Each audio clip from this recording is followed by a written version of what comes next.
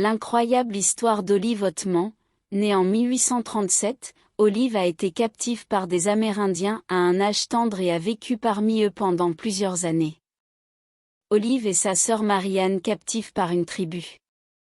On ne sait certainement pas si c'était la tribu, les Yavapés ou les tribus, les Apaches, mais quand ils se rencontrent.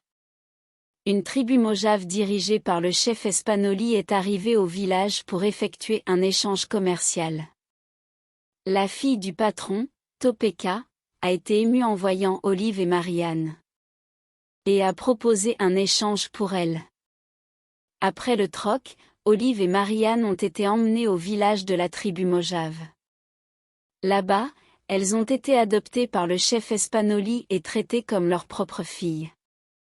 Olive a exprimé sa profonde gratitude et son affection pour les femmes de la tribu qui l'ont accueillie et sont devenues sa nouvelle famille.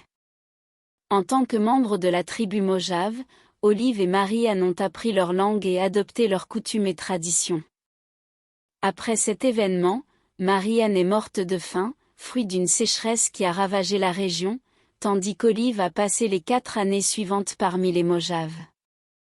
Olive a reçu des tatouages bleus sur le menton, une pratique courante chez les femmes de la tribu, comme un symbole d'appartenance et de bonheur dans la vie après la mort. Après 4 ans de vie avec la tribu Mojave, les autorités de Fort Yuma ont finalement réussi à localiser Olive et exiger son retour dans la société blanche. Même si les Mojaves ont d'abord nié qu'elle était blanche, ils ont finalement accepté de la livrer. Les retrouvailles d'Olive avec son frère Lorenzo et son retour à la société blanche ont attiré l'attention des médias.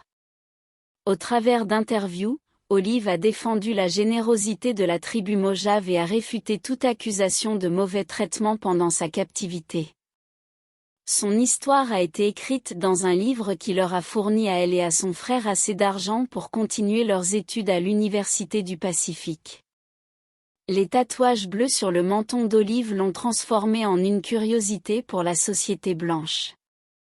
Les gens venaient écouter son histoire et assister aux tatouages en personne, faisant d'elle l'une des premières femmes blanches connues avec des tatouages.